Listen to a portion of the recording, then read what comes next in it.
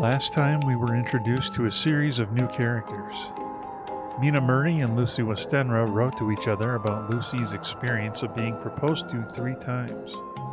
Dr. Seward wrote of his rejection and a patient at his asylum, a one R.M. Renfield. And finally, Quincy P. Morris wrote a letter to Arthur Holmwood, inviting him to meet with him and Dr. Seward for a drink, to which he accepted.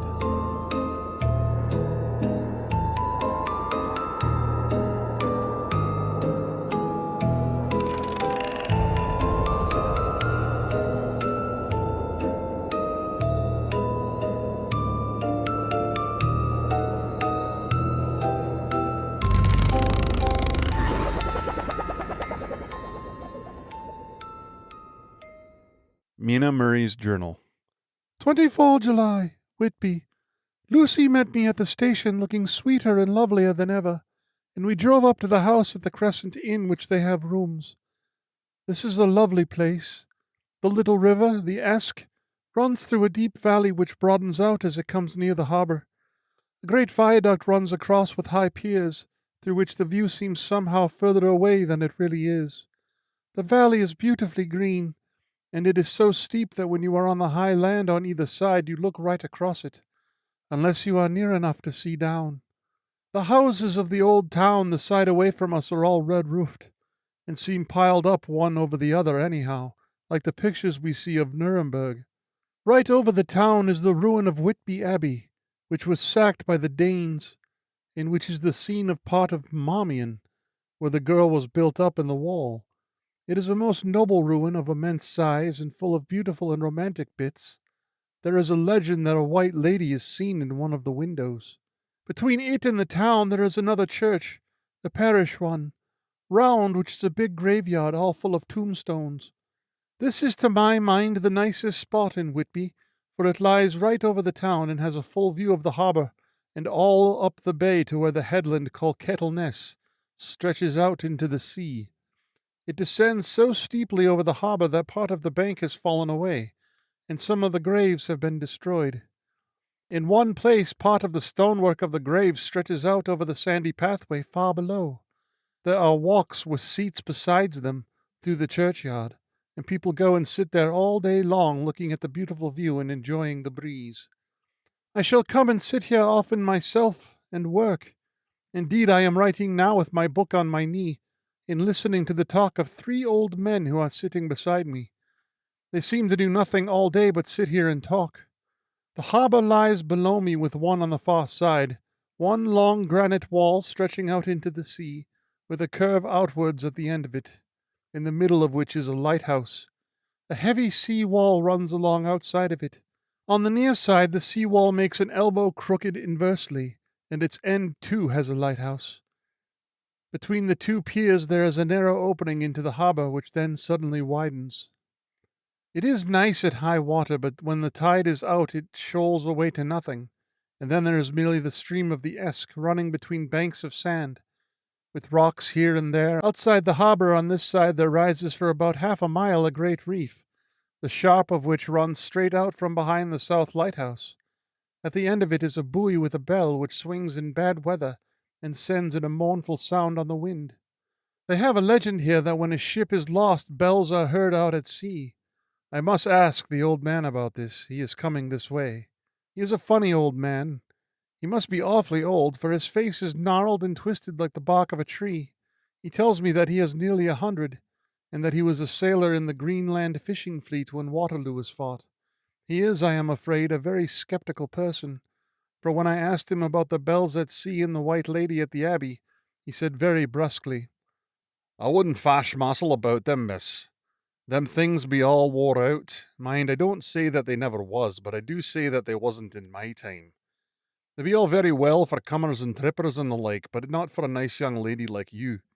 Them feet folks from York and Leeds that be always eating cured herrings and drinking tea and looking out to buy cheap jet would creed out. I wonder, muzzle, who'd be bothered telling them lies to them, even the newspapers, which is full of fool talk?" I thought he would be a good person to learn interesting things from, so I asked him if he would mind telling me something about the whale fishing in the old days. He was just settling himself to begin, when the clock struck 6, Whereupon he laboured to get up and said, I must gang again where it's home now, miss. My granddaughter doesn't like to be kept waiting when the tea is ready, for it takes me time to cramle aboon the grease, for there be many of 'em. And, miss, I lack belly timber, sairly by the clock. He hobbled away, and I could see him hurrying as well as he could down the steps. The steps are a great feature on the place. They lead from the town to the church. There are hundreds of them. I do not know how many, and they wind up in a delicate curve. The slope is so gentle that a horse could easily walk up and down them. I think they must originally have had something to do with the abbey. I shall go home too. Lucy went out visiting with her mother, and as they were only duty calls, I did not go.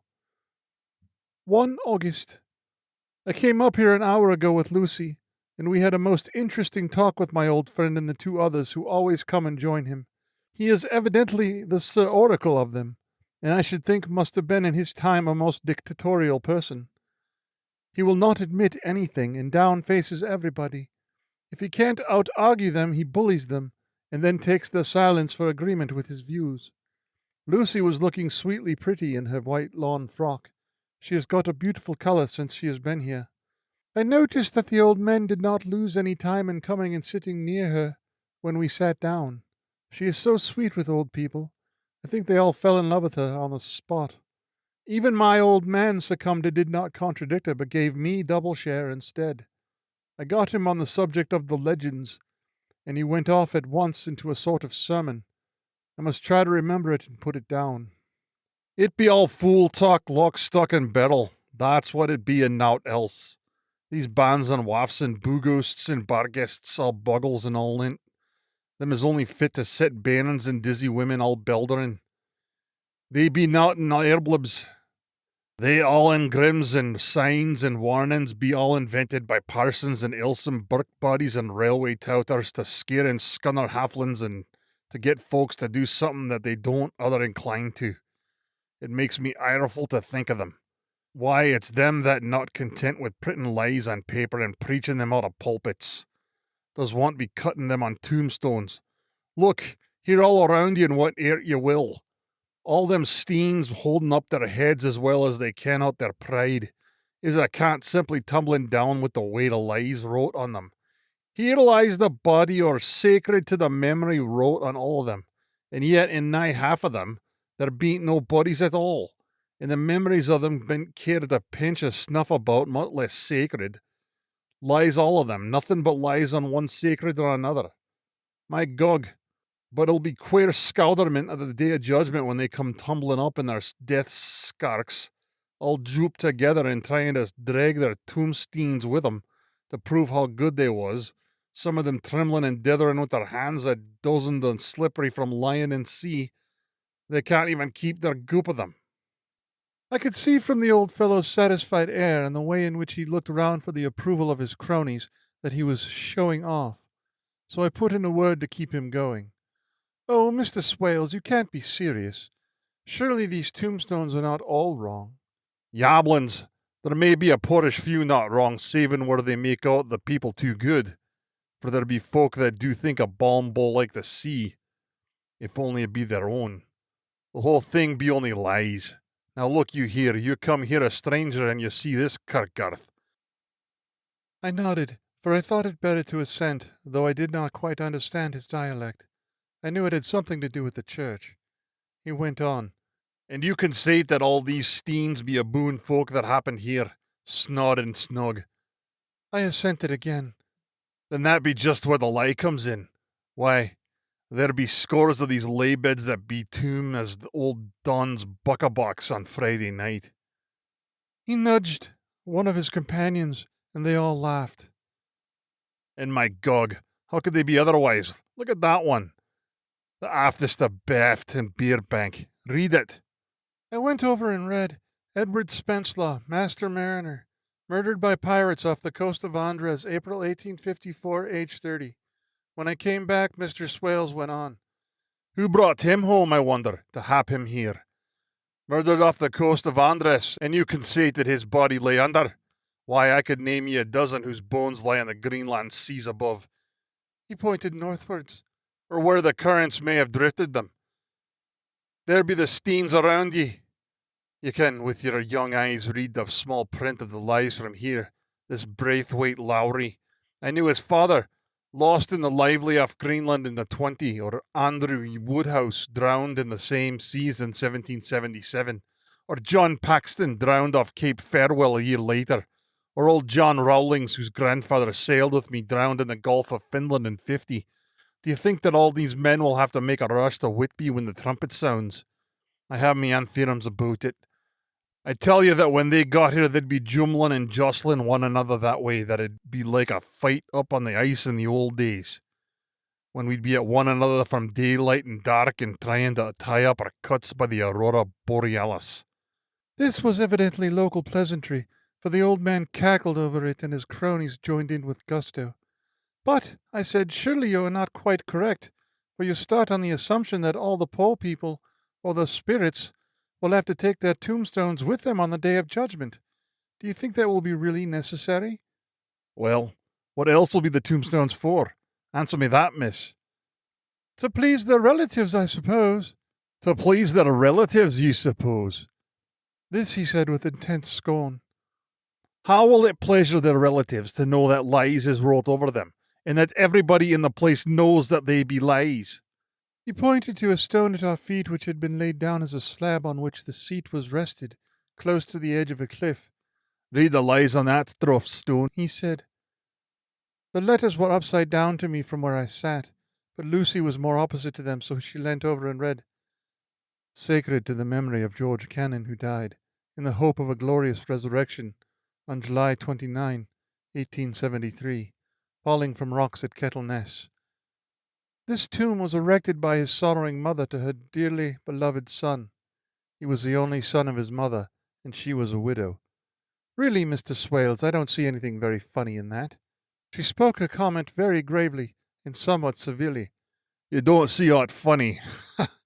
But that's because you don't gum the sorrowing mother was a hellcat that hated him, because he was a crooked, a regular lamenter he was, and he hated her so that he committed suicide in order that she mightn't get the insurance she put on his life. He blew nigh the top of his head off with an old musket that they had for scaring crows with. 'Twa'n't for the crows then, for it brought the clegs and dops to him. That's the way he fell off the rocks, and as to hopes for a glorious resurrection, I've often heard him say mazel, that he hoped he'd go to hell, for his mother was so pious that she'd be sure to go to heaven, and he didn't want to addle where she was. Now, isn't that steen at any rate? He hammered it with his stick as she spoke, a pack of lies. And won't it make Gabriel kickle when Geordie comes patting up the grease with the tombstone balanced on his hump and asks to be took as evidence? I did not know what to say, but Lucy turned the conversation as she said, rising up, Oh, why did you tell us of this? It is my favourite seat, and I cannot leave it, and now I find I must go on sitting over the grave of a suicide. That won't harm ye, my pretty, and it may make poor Geordie gladsome to have some trim lass sitting on his lap. That won't hurt ye. Why, I've sat here off and on for nigh 20 years past, and it hasn't done me no harm. Don't ye fash about them as lies under ye, or that doesn't lie here neither. It'll be time for ye to be getting scart when ye see that tombstone all run away with, and the place as bare as a stubble field. There's the clock, and must gang. My service to you, ladies. And off he hobbled. Lucy and I sat a while, and it was all so beautiful before us that we took hands as we sat, and she told me all over again about Arthur and their coming marriage. That made me just a little heartsick, for I haven't heard from Jonathan for a whole month. The same day I came up here alone, for I am very sad. There was no letter for me. I hope there cannot be anything the matter with Jonathan. The clock has just struck 9. I see the lights scattered all over the town, sometimes in rows where the streets are, and sometimes singly. They run right up the Esk and die away in the curve of the valley. To my left the view is cut off by a black line of roof of the old house next to the abbey. The sheep and lamb are bleating in the fields away behind me, and there is a clatter of donkeys' hoofs up the paved road below. The band on the pier is playing a harsh waltz in good time, and the further along the quay there is a Salvation Army meeting in the back street. Neither of the bands hears the other, but up here I hear and see them both. I wonder where Jonathan is, and if he is thinking of me. I wish he were here. Dr. Seward's Diary. 5 June. The case of Renfield grows more interesting the more I get to understand that man. The case of Renfield grows more interesting the more I get to understand the man. He has certain qualities largely developed: selfishness, secrecy, and purpose. I wish I could get at what is the object of the latter. He seems to have some settled scheme of his own, but what it is I do not know. His redeeming quality is a love of animals, though indeed he has such curious turns in it that I sometimes imagine he is only abnormally cruel. His pets are of odd sorts. Just now his hobby is catching flies. He has at present such a quantity that I have had myself to expostulate. To my astonishment, he did not break out into a fury, as I expected, but took the matter in a simple seriousness. He thought for a moment and then said, "May I have 3 days? I shall clear them away." "Of course," I said, "that would do. I must watch him." 18 June. He has turned his mind now to spiders and has got several very big fellows in a box. He keeps feeding them his flies, and the number of the latter is becoming sensibly diminished, although he has used half his food in attracting more flies from outside to his room. 1 July. His spiders are now becoming as great a nuisance as his flies, and today I told him that he must get rid of them. He looked very sad at this, so I said that he must some of them at all events. He cheerfully acquiesced in this, and I gave him the same time as before for reduction. He disgusted me much while with him, for when a horrid blowfly, bloated with some carrion food, buzzed into the room, he caught it, held it exultantly for a few moments between his finger and thumb, and before I knew what he was going to do, put it in his mouth and ate it. I scolded him for it, but he argued quietly that it was very good and very wholesome, that it was life, strong life, and gave life to him. This gave me an idea, or the rudiment of one. I must watch how he gets rid of his spiders. It was evidently some deep problem in his mind, for he keeps a little notebook in which he is always jotting down something. Whole pages of it are filled with masses of figures, generally single numbers added up in batches, and then the totals added in batches again, as though we were focusing some account, as the auditors put it. 8 July. There is a method in his madness, and the rudimentary idea in my mind is growing. It will be a whole idea soon, and then, oh, unconscious cerebration, you'll have to give the wall to your conscious brother. I kept away from my friend for a few days so that I might notice if there were any change. Things remain as they were, except that he has parted with some of his pets and got a new one. He has managed to get a sparrow, and has already partially tamed it. His means of taming is simple, for already the spiders have diminished. Those that do remain, however, are well fed, for he still brings in the flies by tempting them with his food. 19 July. We are progressing. My friend has now a whole colony of sparrows, and his flies and spiders are almost obliterated. When I came in, he ran to me and said he wanted to ask me a great favor, a very, very great favor, and as he spoke, he fawned on me like a dog.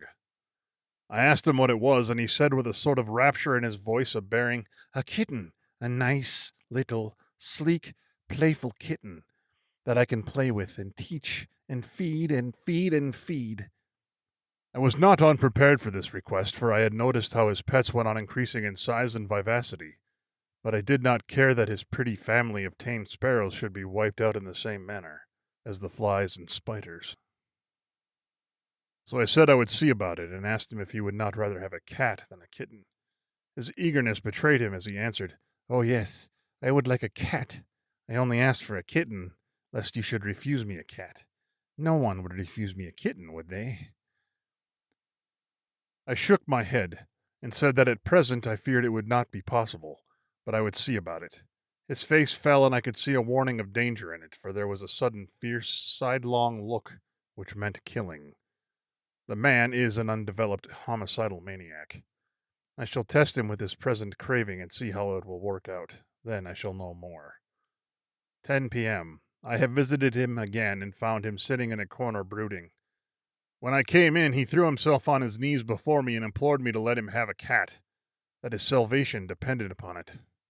I was firm, however, and told him that he could not have it, whereupon he went without a word and sat down gnawing his fingers, in the corner where I had found him. I shall see him in the morning early. 20 July. Visited Renfield very early before attendant went on his rounds. Found him up and humming a tune. He was spreading out his sugar, which he had saved in the window, and was manifestly beginning fly-catching again, and beginning it cheerfully and with good grace. I looked around for his birds, and not seeing them, asked him where they were. He replied without turning round that they had all flown away. There were a few feathers about the room, and on his pillow a drop of blood. I said nothing, but went and told the keeper to report to me if there were anything odd about him during the day. 11 a.m. The attendant has just been to see me to say that Renfield has been very sick and has disgorged a whole lot of feathers. My belief doctor, he said that he has eaten his birds and that he just took and ate them raw. 11 p.m. I gave Renfield a strong opiate tonight, enough to make him sleep, and took away his pocketbook to look at it. The thought has been buzzing about my brain lately is complete, and the theory proved. My homicidal maniac is of a peculiar kind. I shall have to invent a new classification for him, and call him a zoophagous, life-eating maniac.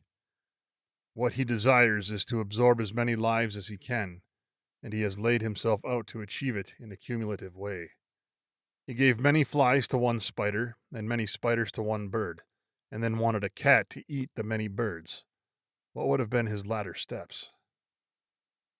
It would almost be worthwhile to complete the experiment. It might be done if there were only a sufficient cause. Men sneered at vivisection, and yet look at its results today. Why not advance science in its most difficult and vital aspect, the knowledge of the brain? Had I even the secret of one such mind, did I hold the key to the fancy of even one lunatic, I might advance my own branch of science to a pitch compared with which Burden Sanderson's physiology or Ferrier's brain knowledge would be as nothing. If only there were a sufficient cause. I must not think too much of this, or I may be tempted. A good cause might turn the scale with me, or may not I too be of an exceptional brain congenitally? How well the man reasoned. Lunatics always do within their own scope. I wonder at how many lives he values a man, or if at only one. He has closed the account most accurately, and today begun a new record. How many of us begin a new record with each day of our lives? To me it seems only yesterday that my whole life ended with a new hope, and that truly I began a new record. So it shall be until the great recorder sums me up and closes my ledger account with a balance to profit or loss. Oh, Lucy, Lucy, I cannot be angry with you, nor can I be angry with my friend whose happiness is yours. But I must only wait on hopeless and work. Work. Work. If I could have as strong a cause as my poor mad friend there, a good unselfish cause to make me work, that would be indeed happiness. Mina Murray's Journal. 26 July. I am anxious, and it soothes me to express myself here. It is like whispering to oneself and listening at the same time. And there is also something about the shorthand symbols that make it different from writing. I am unhappy about Lucy and about Jonathan. I had not heard from Jonathan for some time, and I was very concerned. But yesterday dear Mr. Hawkins, who is always so kind, sent me a letter from him. I had written asking him if he had heard, and he said the enclosed had just been received. It is only a line dated from Castle Dracula and says that he is just starting for home. That is not like Jonathan. I do not understand it, and it makes me uneasy. Then, too, Lucy, although she is so well, has lately taken to her old habit of walking in her sleep. Her mother has spoken to me about it, and we have decided that I am to lock the door of our room every night. Miss Westenra has got an idea that sleepwalkers always go out on roofs of houses and along the edges of cliffs, then get suddenly wakened and fall over with despairing cry that echoes all over the place. Poor dear, she is naturally anxious about Lucy, and she tells me that her husband, Lucy's father, had the same habit, that he would get up in the night and dress himself and go out, if he were not stopped. Lucy is to be married in the autumn, and she is already planning out her dresses and how her house is to be arranged. I sympathize with her, for I do the same, only Jonathan and I will start in life in the very simple way, and shall have to try to make both ends meet. Mr. Holmwood, he is the Honourable Arthur Holmwood, only son of Lord Godalming, is coming up here very shortly, as soon as he can leave town, for his father is not very well, and I think dear Lucy is counting the moments till he comes.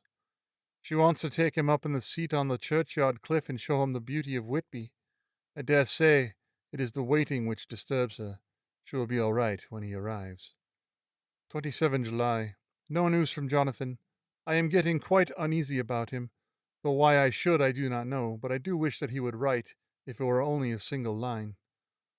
Lucy walks more than ever, and each night I am awakened by her moving about the room. Fortunately, the weather is so hot that she cannot get cold, but still the anxiety and the perpetually being awakened is beginning to tell on me, and I am getting nervous and wakeful myself. Thank God Lucy's health keeps up. Mr. Holmwood has been suddenly called to ring to see his father, who has been taken seriously ill. Lucy frets at the postponement of seeing him, but it does not touch her looks. She is a trifle stouter, and her cheeks are a lovely rose pink. She has lost the anemic look which she had. I pray it will all last. 3 August. Another week gone by, and no news from Jonathan, not even to Mr. Hawkins from whom I have heard. Oh, I do hope he is not ill. He surely would have written. I look at the last letter of his, but somehow it does not satisfy me. It does not read like him, and yet it is his writing. There is no mistake of that. Lucy has not walked much in her sleep the last week, but there is an odd concentration about her which I do not understand. Even in her sleep she seems to be watching me. She tries the door, and finding it locked, goes about the room searching for the key. 6 August. Another 3 days and no news. This suspense is getting dreadful. If I only knew where to write to or where to go to, I should feel easier. But no one has heard a word of Jonathan since the last letter. I must only pray to God for patience. Lucy is more excitable than ever, but is otherwise well. Last night was very threatening, and the fishermen say that we are in for a storm.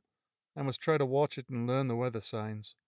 Today is a grey day, and the sun as I write is hidden in thick clouds, high over Kettleness. Everything is grey except the green grass, which seem like emerald amongst it.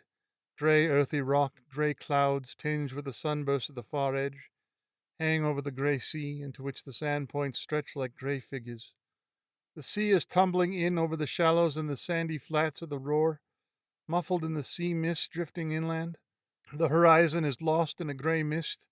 All vastness, the clouds are piled up like giant rocks. And there is a brool over the sea that sounds like some passage of doom. Dark figures are on the beach here and there, sometimes half shrouded in the mist, and seem men like trees walking.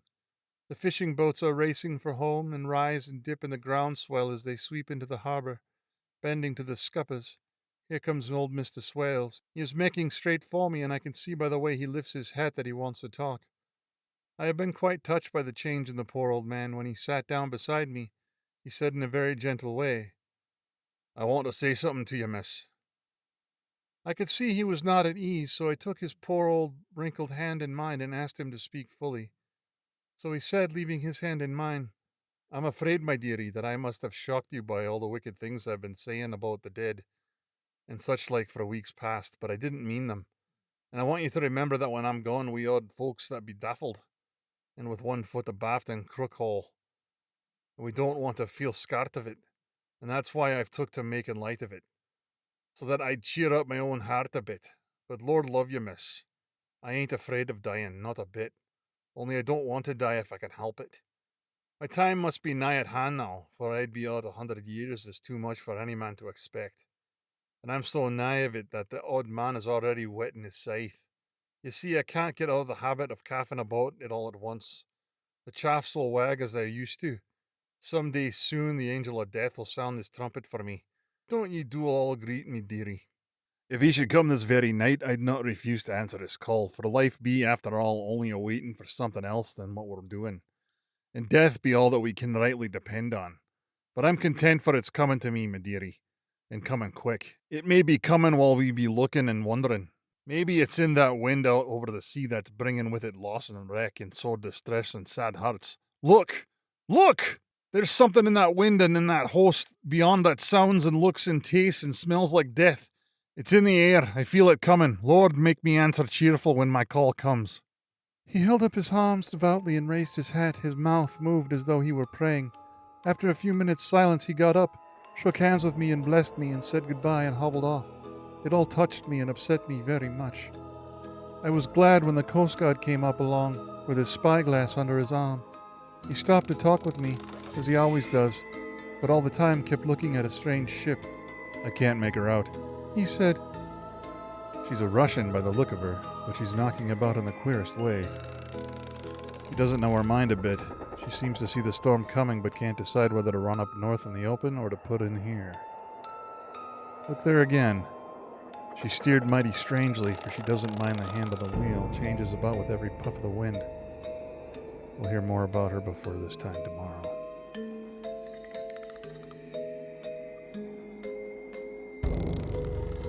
And so appears a strange ship. How could this vessel relate to Dracula or Jonathan? We'll have to wait until next time to find out. And remember, the monsters can only get you until morning breaks.